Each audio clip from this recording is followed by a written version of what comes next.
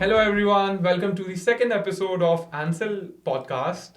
Today, I have Mr. Nrupen here, who's the founder and CEO of Ancile Inc. He is a seasoned IT professional and also a serial entrepreneur. So, Mr. Nrupen, can you please introduce yourself? Hey Ganesh, thanks for the introduction. I'm excited to be on your show. And yeah, like you mentioned, I'm the founder and president of Ancile Academy. It's a staffing firm I established about a decade ago. And then I've started two other businesses in the food area. So I own two restaurants. And I also have a couple of other businesses in the SaaS area. So I have a B2B business that's an employee productivity platform, and a B2C business that's a real estate transaction management tool that's about to launch next month. So I was lucky enough to be able to be part of this entrepreneurial journey and be in the US and take advantage of the culture that's here. Okay, wow. Thank you so much for the introduction. Mr. Nrupen, when did you decide to move to the US and what motivated you to? Sure, that's a great question, and that's a question that I often ponder. Right, it was the year 2009. I just graduated from my bachelor's. All my friends were looking at the next leg of their career, what to do now. Right now that they graduated, do you go with a job? Do you go with further studies like masters or a PhD? Do you do it locally? So there's a bunch of questions. I got a campus placement with Capgemini, but because my sisters were already in the US at the time, way ahead of me, I figured US would be a good option just because of the culture, the familiarity that I already have, and other family members that moved here prior. And did you have anyone guiding you through the process? Yeah, my sister also owns a study abroad based out of Bombay, study abroad services. So she was kind enough to help me out with picking universities, with guiding through the process. And now my wife and my girlfriend at the time, she filled the applications for me because I was too lazy enough to do it. How was the visa process like when you first started? The visa process was very difficult relative to what it is today. They had a lot of criteria as to, like, if you ever flunked a subject, there was no chance you'd ever get a visa. If you had bad grades, there was no chance you'd get a visa. So you'd have to be very specific as to the kind of university that you're coming into, right? If it was a below grade university, the chances of you getting a visa are slim to none. Also, if you ever had like bad grades, if you flunked a subject, the chances of you coming in was almost zero to none. Lucky for me, I had good friends, good teachers that helped me get good grades, maintain a good academic profile, and that helped me ease into the visa process. When I went to the visa officer, I went to North Carolina State University, which is a pretty well-ranked university, and the visa officer was impressed with the kind of work that I did, the projects that I did, and the kind of research that I'm interested in, and the value I intended to add to the American society. Okay, wow. And were there any challenges when you applied, and how did you overcome them? Yeah, challenges were, some of them had deadlines, right? All the good universities have deadlines that go away in October of the previous year. Like if you intend to travel, let's say fall of this year, your deadline is probably October or September of the previous year. Okay. I missed some deadlines, like Texas A&M, that's where my sister studied, College Station, right? And they had a very early deadline, and I couldn't finish the application on time, and I was rejected because of that. And it's a very good college for the course that I've intended to do, and then I've missed out on it. I mean, I went to a great school. I went to NC State, but Texas A&M was my first preference, and I couldn't get into it because of the deadlines. So there were challenges like that. You got to get started early. You have to make sure that all your credentials are in place. Sometimes getting the transcripts from your college, things like those take time, unexpected, right? And then the financial burden, proof. There are so many documents that you'll have to take care of. Yeah. That you have to be ahead of time, so you don't miss the deadlines. Deadline is a deadline. 7 a.m. is 7 a.m. Right? It's not 7-1. It's not 7-2. Yeah. And how did you fund your education in the US? It was a combination of my parents' money and educational loan. Educational loan, we had to put up a collateral, so we had to put up a property of ours. I think it was our house at the time that we lived in as a collateral, and I took about 10 lakhs in loan, and the rest I paid with my parents' money. But I was able to pay off my parents on the loan because I was able to secure an internship. I worked in the university research department, Okay, wow. and then so I was able to pay off good portion of it. Okay, wow, that's so nice. Thank you. How can a middle class student back in India can fund their education abroad? Right. So this is what I'll tell everybody that doesn't want to spend a lot of money on education. Education is expensive, and it's gotten expensive over the years. Like from when I came to the US in 2009 to today, I think the prices have almost doubled. The price of graduation, right? So this is what I'll tell them. Pick an area that you're really interested in, passionate about. Uh, Pick a few universities that are working in that area. For example, if you're doing a lot of AI or computer science stuff in your college, reach out to professors in those universities that have AI programs or whatsoever. Tell them that you're interested in a specific field of study. Tell them this is the work you've done and this is what you're interested in. And you have a lot of research grants and a lot of funds that in full capacity or in partial capacity that they can give you. Okay, wow. So they can pay your tuition in full or pay just stipend, and then your living expenses are covered, but you pay the tuition with an education loan and you pay it back.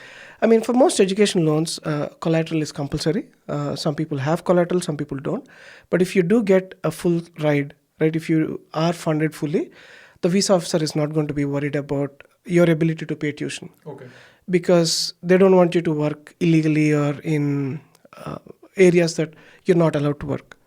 With a full ride or a partial ride, they have fair degree of confidence you're not doing that.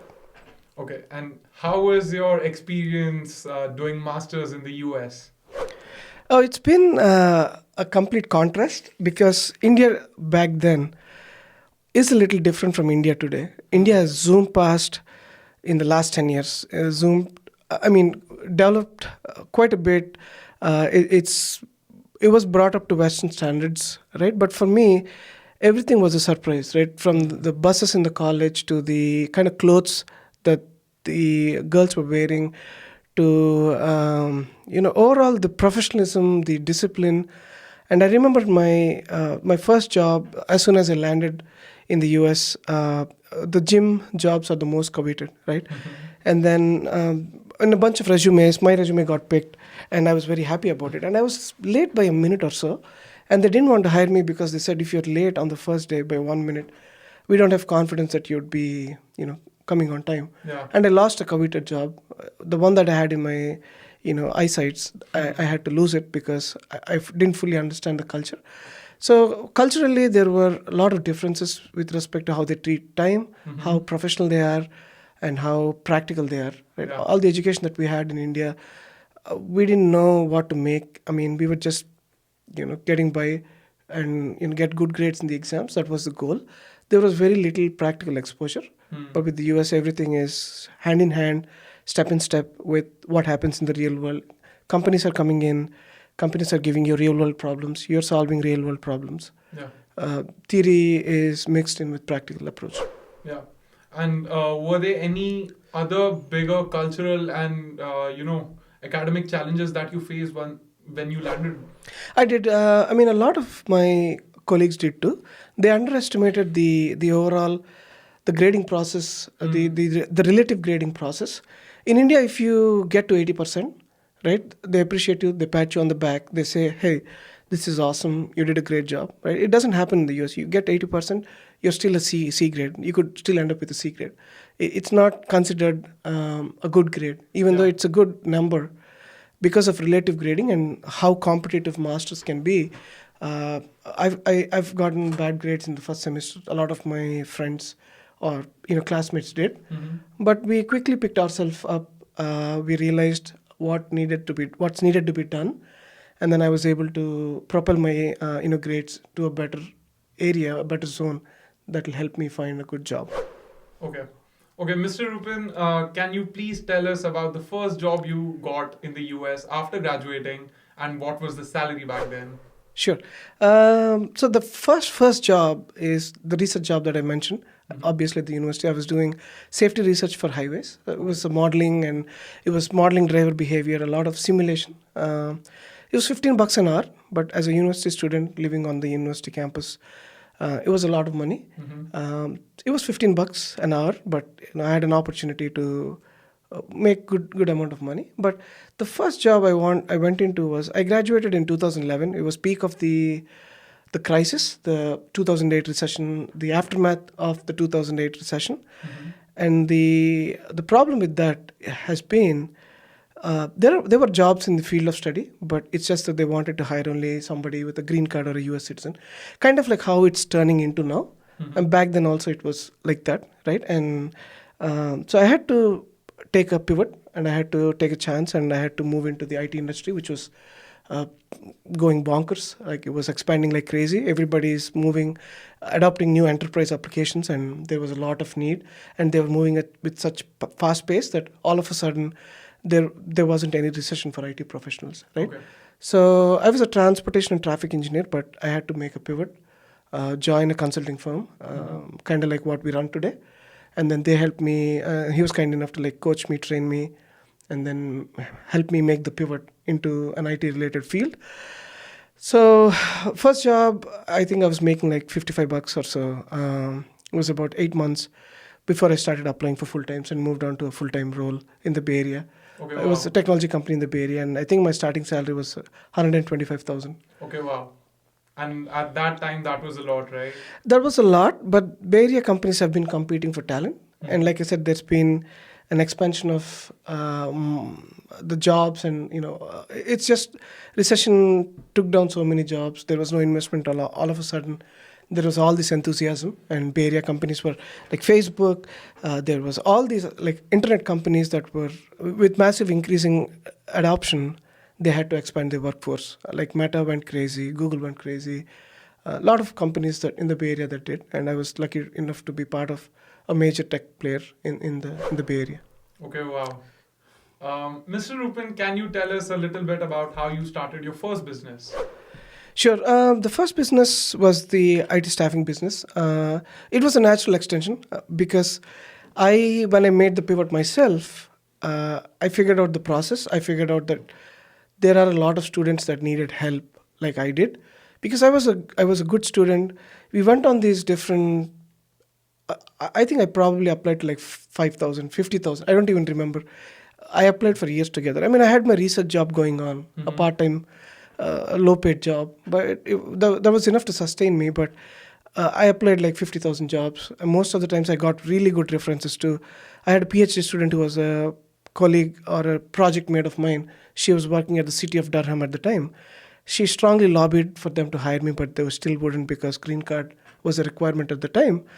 So it was a natural extension for me that I'm sure there are other kids in this situation that are struggling, and I can help them because now I've found a job, I've secured my position, I've learned quite a bit about how enterprises work, what kind of trends there are, and I could help train these people in at least my area, and then get them placed or help them make the pivot. And I started this first business in 2014. I joined this tech company in 2012, and then I started this business 2014 as soon as I consolidated my position at the company. And it was a natural extension. We've done well since. And then I've ventured into a couple of food-based, food service, fast casual kind of businesses. One was my own concept. It was a smoothie bar in a mall. It did pretty well.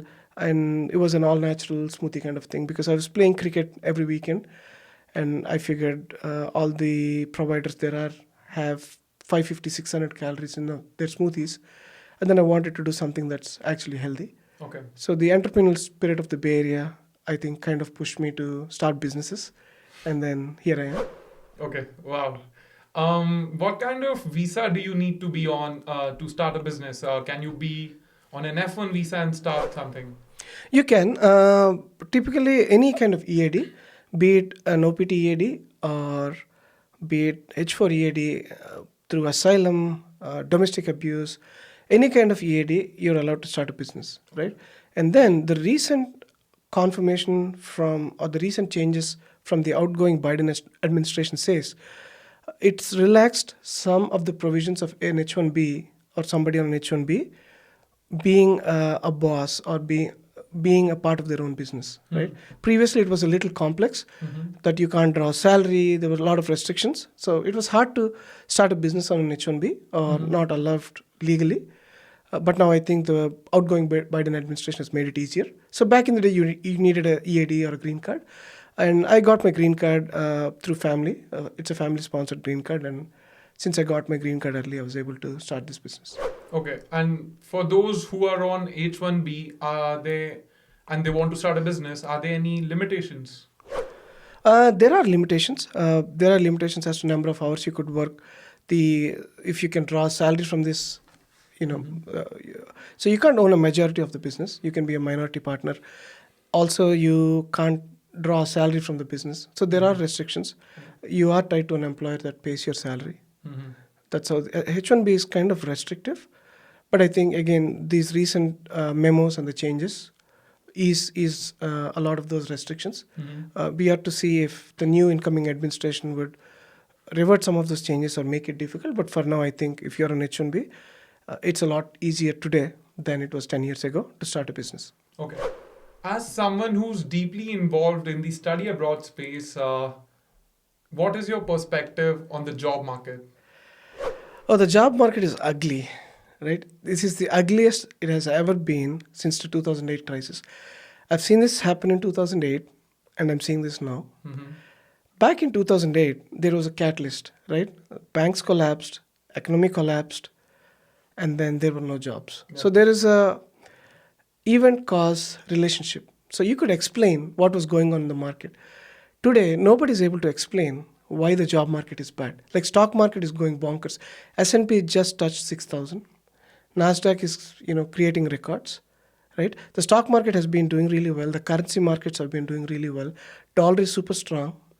And there was so much money pumped in during COVID. About $2.1 trillion have been pumped into the economy during COVID as help for small businesses, as help for people that were unemployed, couldn't get out of the house.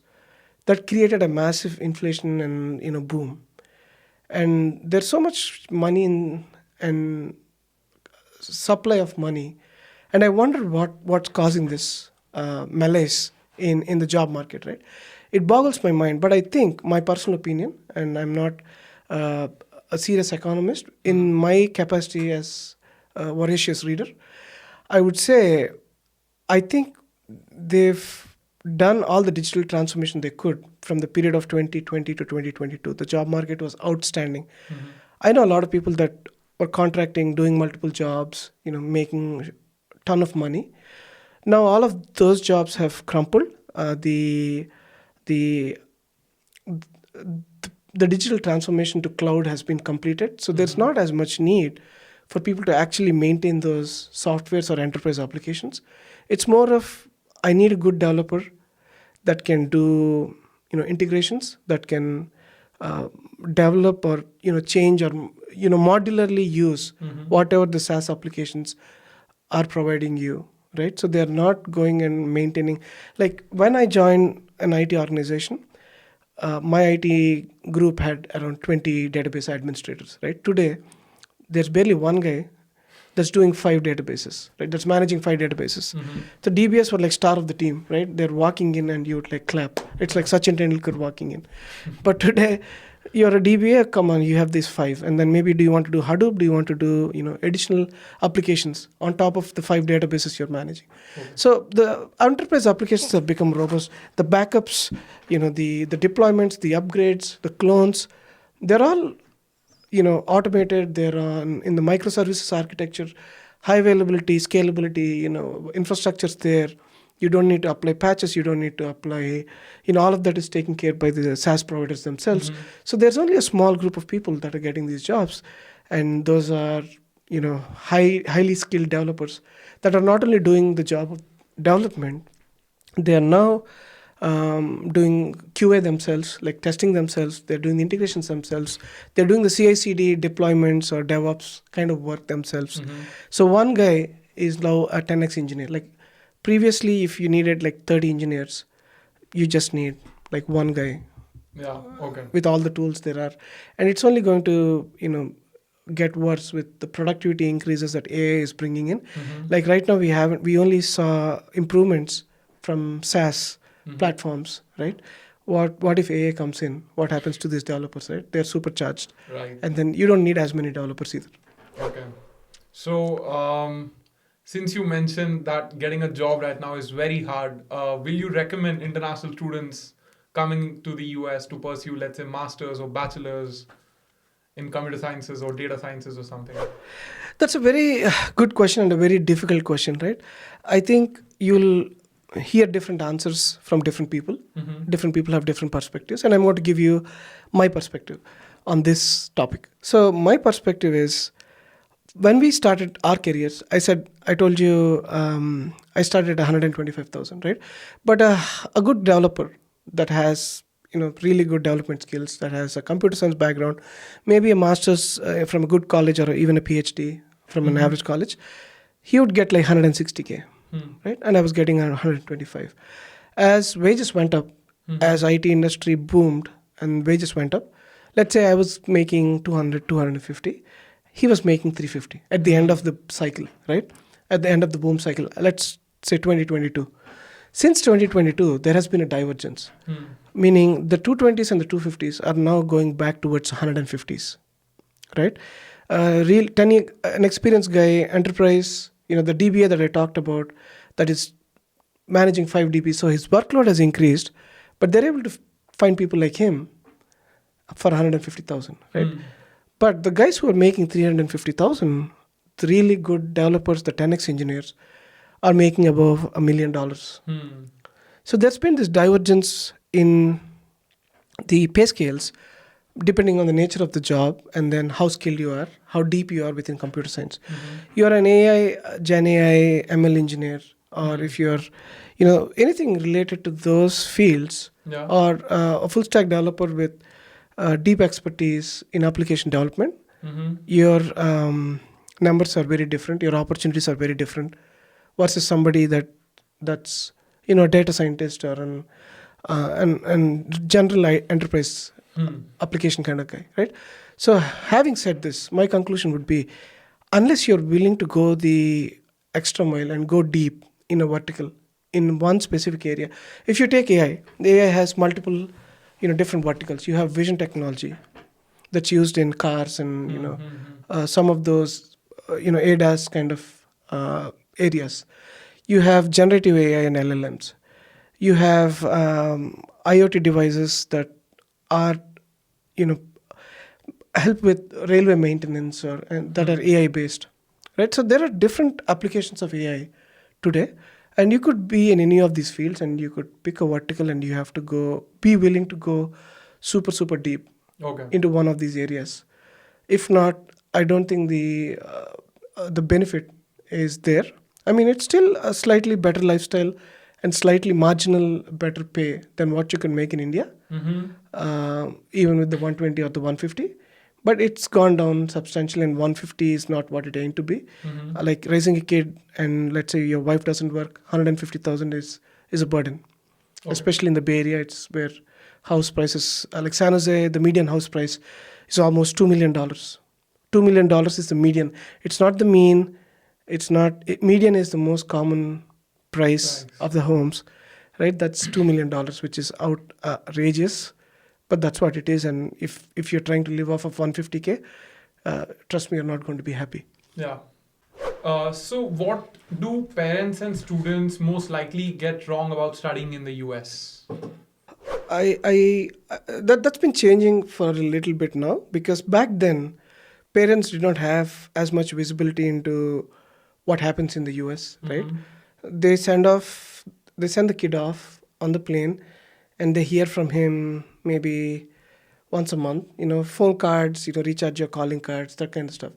Now I think parents have a lot more visibility, awareness into how the lifestyles are, what happens in the US.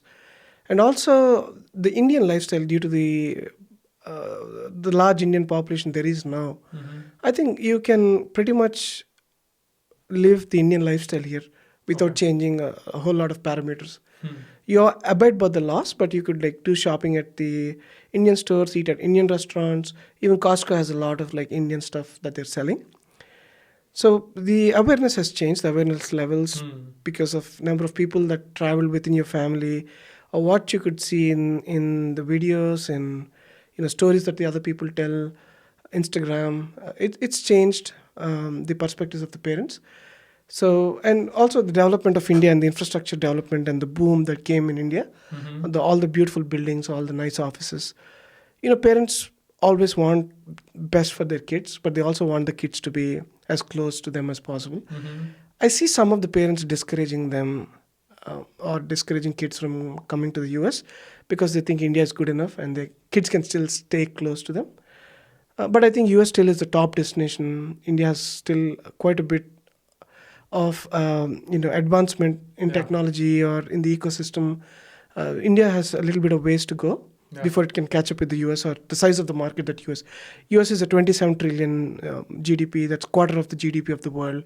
One country out of 257 countries that has a quarter of the GDP, right? So US still is the land of opportunities, even with all the lifestyle upgrades that you now have in India, all the lifestyle choices you still have in India. I think US still is a top destination for if you want to make it big. I mean, there's definitely opportunities like the Zomato guys, the Zerodha guys. I mean, I hear all these beautiful stories about entrepreneurship in India too. But it's a personal choice. Having lived here, having come from a time where there weren't a lot of opportunities like what we have today in India, my preference would be US. I would suggest that everybody should come and experience, at least for a few years, right? See what's going on here. Then you go back, serve our country, go bonkers with it. Okay. If not US, what other countries would you recommend for study abroad or moving into? Like previously mentioned, if you're going deep in any vertical, I think any country is like blessed to have you, right? They would like chase you, they would go after you, they want you real bad, right? But if you're looking for just a job, just to get out of the country, I think Canada, UK, and some of those typical countries that our guys go to are no longer welcoming as they were before. The job market is not, especially Canada has been like supremely bad with uncontrolled immigration and a lot of nonsense going on at this time, all the political situation there.